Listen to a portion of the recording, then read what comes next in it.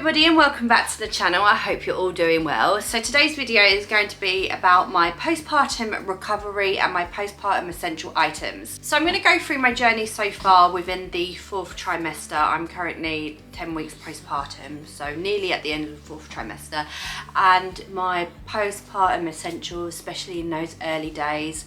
So I'll do my journey first and then I'll go into my must-have items. Now I just want to say this video might be a bit TMI, but of course that's always the case when you're looking at anything pregnancy, birth or postpartum related. And also don't judge your postpartum recovery journey on anybody else's. Everyone is different, everyone has different pregnancies and births, which of course impact your postpartum recovery as well.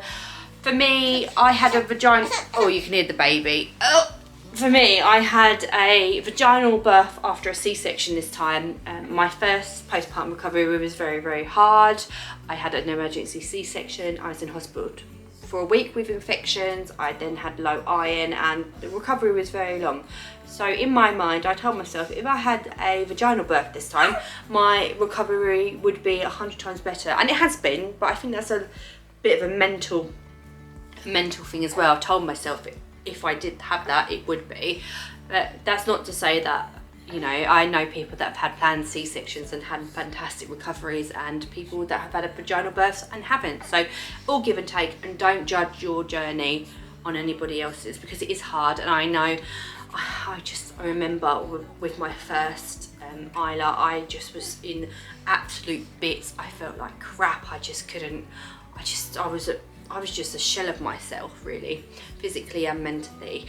And I used to look at all these other mums like out and about so early on, and I was like, I can't even manage to get out of bed, and how these people going on these lovely walks and coffee mornings like 2 days after birth, and I'm like, well, I was in hospital for weeks. So I know it's hard. Sometimes you do judge what you physically can do, you know, but rest and recovery is the most important for you and your baby. So I won't go too much into my birth this time round. It was a pretty good birth, very quick, wasn't a long labour whatsoever. I did have 2 tears. I had a 2nd degree and a 1st degree, and I had a little bit of blood loss, but nothing too major, and I was discharged the same day. So there's no major qualms, you know, no major issues whatsoever with this birth.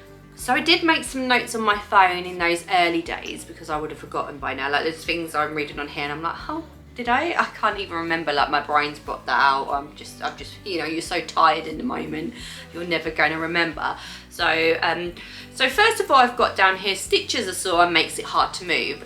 Now, looking back, I do not think at all that this was anything out of the realm of normal. I had sore stitches, it was hard to move. Pretty normal in comparison, and then I've also got poo and wee, not too bad. So everyone tells you to fear the poo after the birth, and especially if you have stitches, the wee stings. But for me, and there are products that I'm going to show you later on that have helped me with this, but yeah, my pee didn't sting at all. It might be where my stitches were placed. Also, it could be that I do drink a lot of water, so my pee's really clear, so it might not be acidic. And the poo, yeah, that didn't hurt either. So I did fear that a lot, but it wasn't as bad as what I was expecting. So next on my list is back pain and leg cramping, and it was kind of the back pain, leg cramping that you would get in pregnancy, especially towards the end, and that happened for about a week. I guess that could be for a number of reasons, really. Yeah, it did ache a bit. Again, nothing too concerning. A bit of magnesium sleep creams on my legs, or the magnesium sprays helped, and that soon went away. I'm guessing that's just... You laughing? Give me... sorry, my attention has gone to the giggling baby.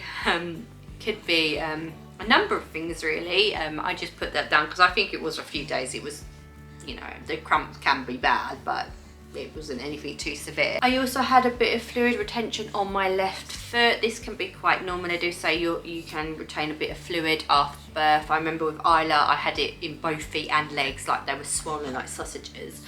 You just got to keep your legs elevated. The skin did feel quite tight. I think it took about maybe 5 days to a week to completely go, which again is normal. Just keep those feet elevated.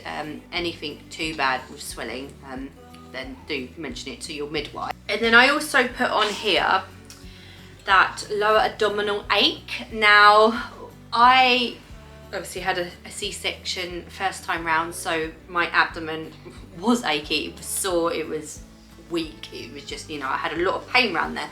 I don't know what I really expected this time round, what my abdomen would feel like, and I don't know whether the ache, you know, could semi be from having a previous C-section scar there, or it's just normal. I don't really know, but it did feel quite weak and achy like I did after my C-section, so I'm guessing it's just kind of like that feeling you get after birth, you know, your abdomen's been pushed out by a baby and then it's like jellified and weak and achy. It's really hard, say, pain to describe, that achy weakness. I had that for a while. A good pregnancy support, not pregnancy support, a postpartum support belt really helped me, and like just keep that all supported and stop the ache a bit. But again, I think that's quite normal. And then talking about aches and pains, the contraction pains with my uterus contracting back this time round was hella painful compared to my first, and I had heard that second ones can be a lot worse than first when your uterus contracts back, but my god, it felt like real contractions. Like, oh, I was sitting there going, breathe through the pain. Like, it was painful, it was painful. So in terms of postpartum bleeding, I kind of had a bit of a weird scenario with this. So around day 5 to 6, I completely stopped bleeding. Now with Isla, I bled for 6 weeks. Up to 6 weeks can be quite normal, can't it? I don't know what is like the minimum, but I did feel like 5-6 days postpartum was a bit quick to stop bleeding. Now, even I was like, I mean, that's great if I have stopped bleeding right now, but I just didn't feel like that was normal. And then after that, I was getting really bad pressure build up in my vagina, like to the point I couldn't stand without having to cup my vagina, like kind of hold myself up. The pressure was intense. Like, I just felt it. I've never felt anything like it. It wasn't even like, oh God, I couldn't even tell you what it felt like. It wasn't even anything like I felt like in labour or birth. It was just this pressure just building up. And I spoke to my midwife about it, and she's like, have you been doing your pelvic floors? And this was 9 days postpartum, and I hadn't. You know, it's the most important thing. If I can tell you to do anything, is do your pelvic floors. And I can be quite bad. Like, there's days I forget about doing them, and I hadn't done them up to this point because, you know, I was like just over a week of having a baby with a toddler. Like, there was just other things on my mind. So I started that day doing my pelvic floor exercises, and then, so that was day 9. So day 10, I passed the most mighty blood clot I have ever known. So I just went to the toilet and the blood was everywhere. Honestly, it was awful. Yeah. So I passed that, but instantly, once I passed that clot and all that blood, the pressure went away.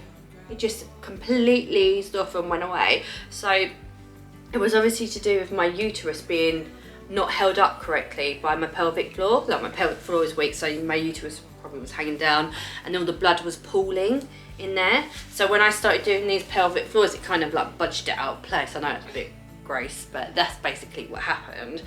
And then it happened again, so then went back to building up, and then 12 days postpartum, I passed another clot, but after that it was completely fine, and I just kept doing my pelvic floors, and I think I stopped bleeding around 4 or 5 weeks maybe.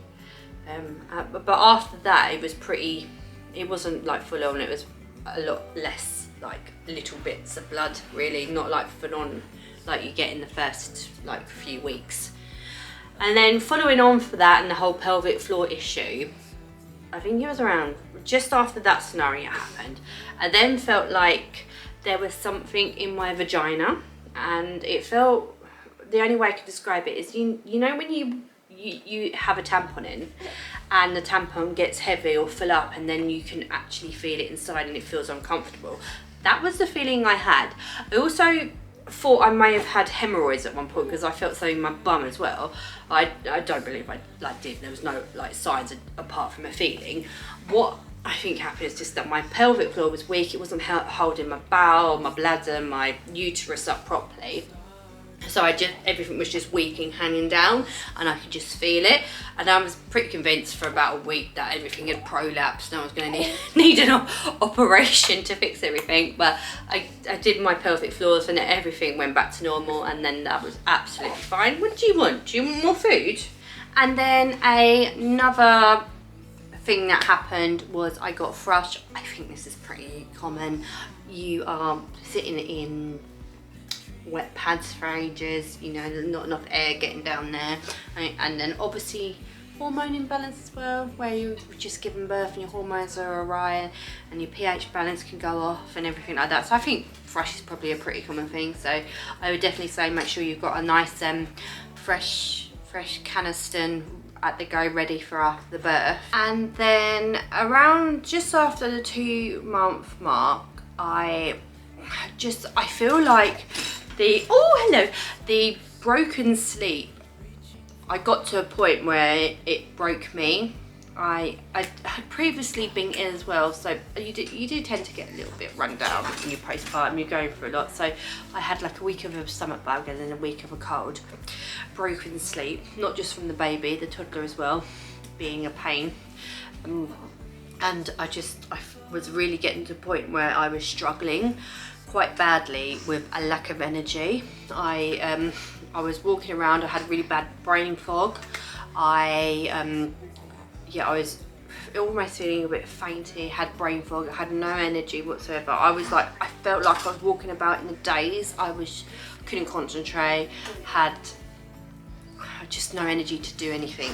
So yeah, I got to a point where I got overly tired. So I was like, right, I really need to look after myself. And I'm somebody that gets really badly affected with a lack of sleep. I think we all do, but I'm someone that I'm not a good person when I'm tired.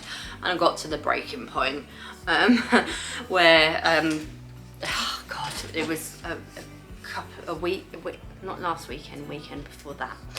And I was tired, I just wanted a break.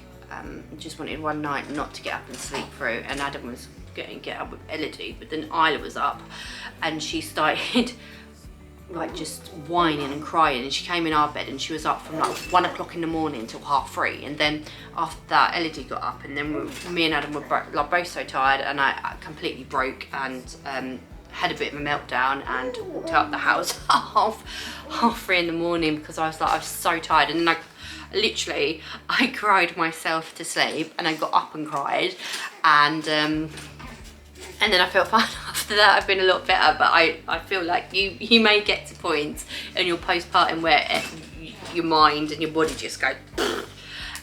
In terms of hormones, I don't feel like I've been as hormonal this time around. I had a few weepy cries with Isla, but I don't feel like I've had that so much with Elodie, apart from the occasional breakdown because I'm so tired. But yeah, but we've been good, haven't we? Yeah, my boo. Yeah.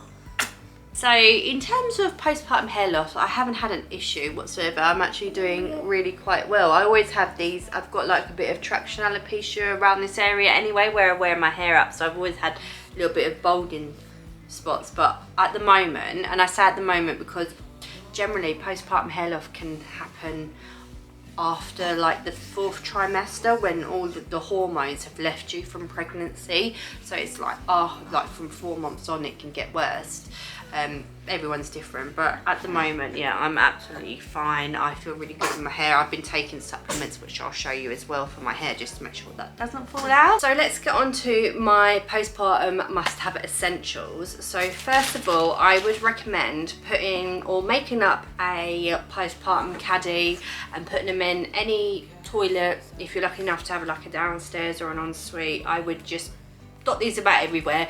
The last thing you want to do is having to like run upstairs to get this and that and the other. So what I did is I had a few of these baskets. I had one in our ensuite in our bedroom and one downstairs in the downstairs toilet, because predominantly I was either going to be in the living room or in bed that like first month or so. So yeah, I made up some of these. I just, like, these are all, my toddler had pulled these all out the wrappers, but yeah, I just got loads of pads. I did have a few of the pants as well to begin with.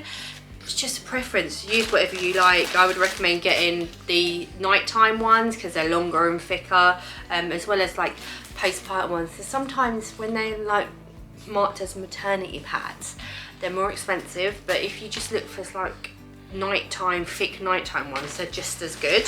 So I had quite a few of these like massive ones. I also made padsicles up and put them in the freezer, and they were a godsend to just take out and put down below.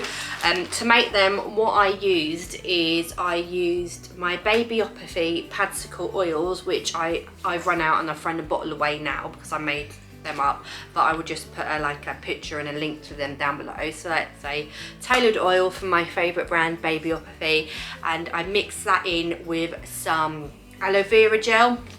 You can use witch hazel as well. Witch hazel is meant to be quite good, but I tend to have allergic reactions to witch hazel, can irritate my skin, so I went without witch hazel. But if you can tolerate it, add witch hazel as well. So you mix that all together and then you kind of spread it on your pads like you would like butter in a bit of toast, and then put them in the freezer, and then you can get them out and just use them here, there and everywhere.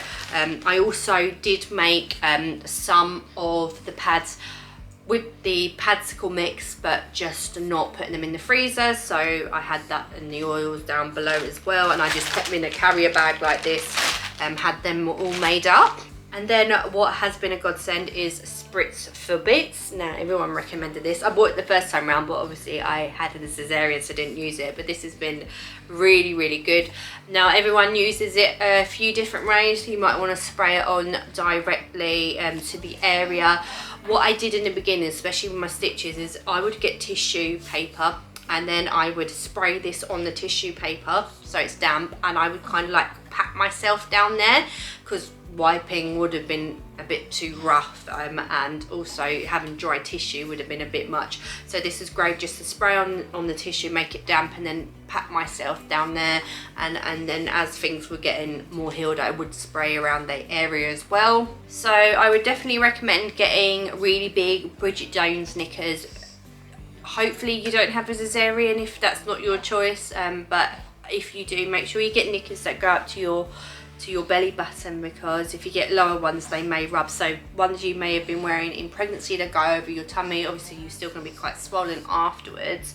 I would also recommend down the road getting period pants. Now I got quite a few of these from Primark, and the reason I said about making sure you get big pants is these are great, but these are the ones that kind of, where they end around where my C-section scar is. So had I been cut previously, you cut this time round, these would have rubbed. I do have one pair that is quite big and does go over my tummy.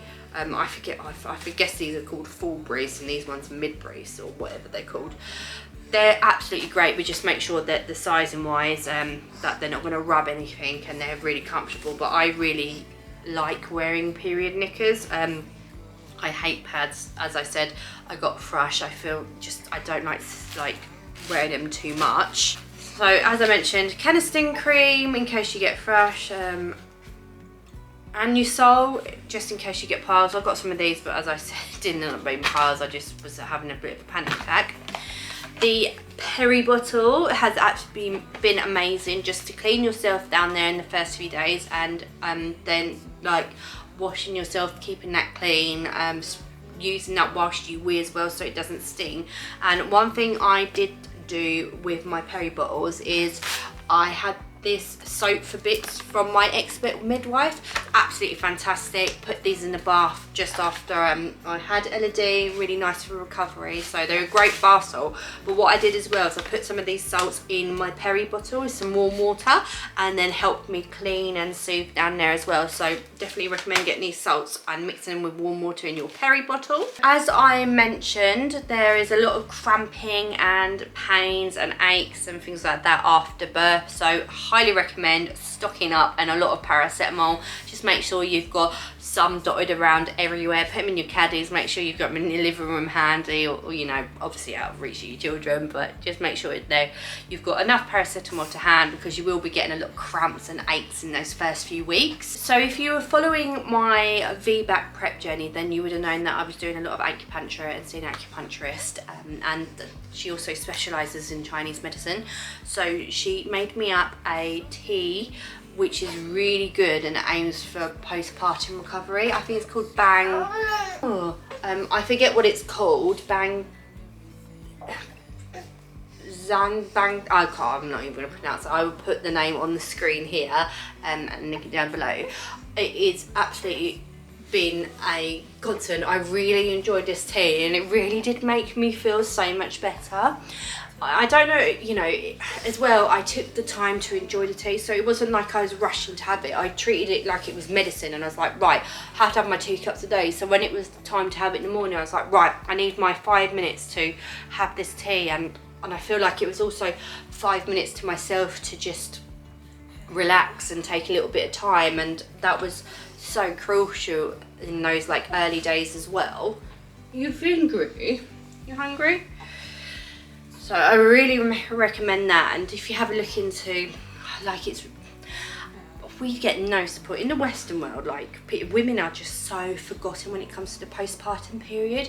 If you look at how the Chinese culture and they treat postpartum, and you know, the support they get and the way they do it, like, you kind of get, like, I was watching this video, you kind of get somebody in, and it's like a doula, like, well, I guess like a postpartum doula, but they help you do all these cooking, and they cook all these really good meals that are like soups and broths and stuff like that, which meant to like help you warm the blood and the body after all the blood loss and birth, and just the way they do things. Like, many other countries have such a good approach to postpartum and, you know, nourishing your body afterwards, where I feel like in our society you just brushed on the carpet and deal with it. But yeah, I really enjoyed this Chinese herbal tea, highly recommend it. So you would need to seek out a local Chinese medicine or acupuncturist that deals in Chinese medicine to get it, because it's kind of like a Chinese medicine prescription.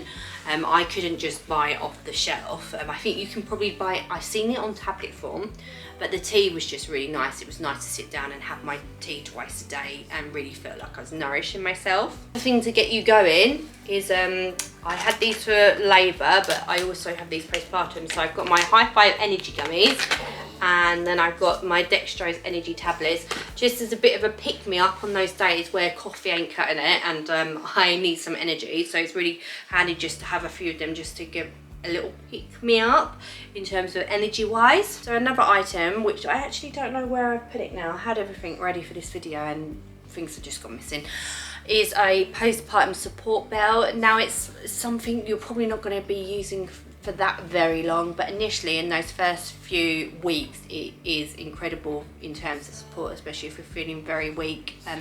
I had some support knickers, C-section tailored ones for last time, but they're really good support wise, and also postpartum leggings that have got that really light tucky in bit to hold your belly in. Now, it's not so much, you know, to hold your belly in because, you know, it's sagging and stuff, but it helps with the compression, the uterus retracting back, and also gives you support and feels stronger. So those kind of leggings were really good for me as well. Like, I've got some, and yeah, I did buy them to hold my mum tum in, but they are really, really good just to give you a bit of support in those first few days as well, even though you kind of don't want to, because you want to be comfortable and they're not the most comfortable things in the world. they are quite good for support. So if you're going for a bit of a long walk, I would definitely recommend supporting yourself a bit better. And as I said, doing your pelvic floors is so important. So for the first 6 weeks, I was using the NHS Squeezy app. It guides you along like the squeezing and the letting loose. It sends you reminders. You can tick off how many times a day you've done that. And then after 6 weeks, I was able to use my LV personal trainer, and that's because you have to insert this, and my midwife didn't recommend me inserting anything, plus I wouldn't have wanted to. But it looks like a little sperm, and you put that up you, and then there's an app, and the app kind of tells you to squeeze, and it feels you squeezing, and it helps you with your pelvic floors. I had this with Isla as well. I will admit I'm not the best at using it all the time. It's easier to just remember to squeeze and get and do it without having to find this and insert it, but this is a really good exercise when I do remember. So this one is in my arm. She did fall asleep. I tried to put her down for a nap and she's cried. I thought it would get better, but she will not nap unless she's in my arms. But let's get on to the supplements I've been taking. So first of all, I've been carrying on taking my Postpartum iron supplement. I took this throughout my pregnancy. Well, I say throughout, from like the 2nd trimester. And I've continued it postpartum with Isla. Around 2 months postpartum, I went to the doctors because I was feeling really tired and lethargic, like more than you would expect with a newborn, and they did my bloods and I was really low in iron, so I had to go on iron tablets. So this time around I thought, no, I'm going to keep on top of it and take my iron, so I take that daily. The next supplement I take is my Pregnacare New Mum one, and this is the breastfeeding one. Of course, when you're breastfeeding, you are creating a nutrition source for your baby. It takes that little bit extra out of your body as well. You need the extra calories. You want to make sure you're getting the right vitamins, just so your body can keep up with producing that goodness for them. So I take them. I didn't take them from the start. I really should have done, but I was getting really bad cravings with like feeding. Like my sugar cravings were horrific, and one of the ones that like I read did say that you might be lacking in your vitamins that you need for breastfeeding, so I take them. Next up is my Hair and Energy by JS Health. Really good for your hair. So I've been taking these to make sure that any postpartum hair loss, I'm not saying that I won't get any at all, but I'm trying to minimize the damage as much as possible. Plus energy, and we all need the energy being a new mum. I then have a vitamin B complex with vitamin C in there. That's meant to help really well with energy. And then one of the things I've been taking recently to help just with the brain fog I mentioned, and the tiredness and just feeling like I'm on autopilot in a hazy world, is these they're called 8 greens. I was recommended them. They're just like your Barocca tablets, and you throw in a bit of water, but they're meant to be really good just getting your nutrition in. So I've got ones, this is a peach iced tea one for energy. There's melon ones, so I've just been taking them, and Adam's been taking them as well, just to give us little energy boosts because we are shattered at the moment. And then my holy grail product is bone broth. I have mentioned this in many videos. Bone broth is absolutely amazing. It's got so many health and nutritional benefits. Great for postpartum. You want to get your really nice warm soups and broths in the beginning, just to help nourish your body again after birth. So I've got these carton ones. I also have up here bone broth powder. It's like a protein powder. I put that in my cereals and other things as well, just to make sure I'm getting enough bone broth in. But I highly recommend bone broth. It is so good. I can sit here and list all the benefits, but just go Google it. Bone broth is absolutely amazing. And last but not least, the 2 most important things you're going to need in your postpartum recovery is patience and kindness. I feel like society kind of dictates that women should be recovered within 6 weeks. That's it. You have your 6-week check by the doctor, you're signed off, that's it.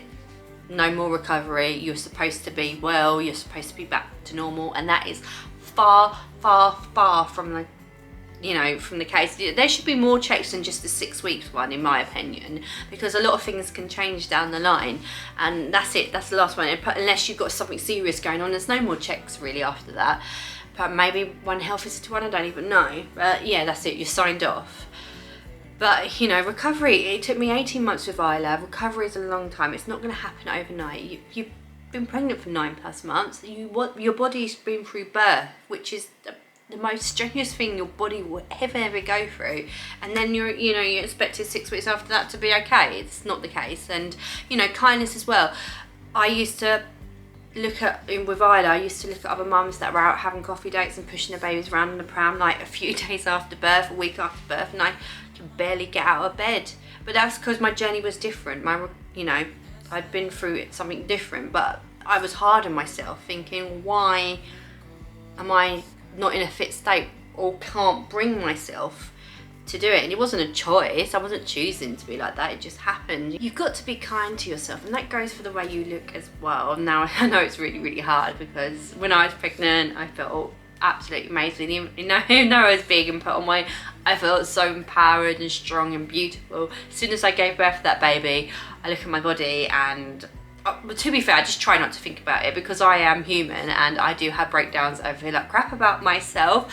I did a clothing haul not too long ago and tried on all these clothes, and I looked at myself and I felt disgusted and upset, and I just hate the way I look. But I try not to think about it. This video is going to be no way about weight loss or body bounce back, but I will address that down the line at some point. I will go on a weight loss journey, but it's not a priority right now. I'm only a couple of months postpartum. There will be time where I need to look at, you know, losing weight, but at the moment, whilst I'm breastfeeding and just trying to survive, and I need to eat to get the energy because I'm so tired, it's just not a priority. I'm making healthy choices, like making sure I don't eat junk, but dieting wise, not happening.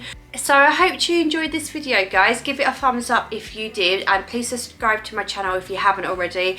I feel like I'm in a better place now to start working more on my YouTube. I have neglected it the past couple of months, but something had to give. I have a new baby, I have a toddler, life is mental, but hopefully I'll be able to start bringing you back regular videos, and obviously they're going to be a lot more like day in the life of a mum with a baby and a toddler, and postpartum recovery, and just, you know, general life stuff. So please let me know if there's anything you do want to see in the comments below, and I'll see you in another video. Goodbye.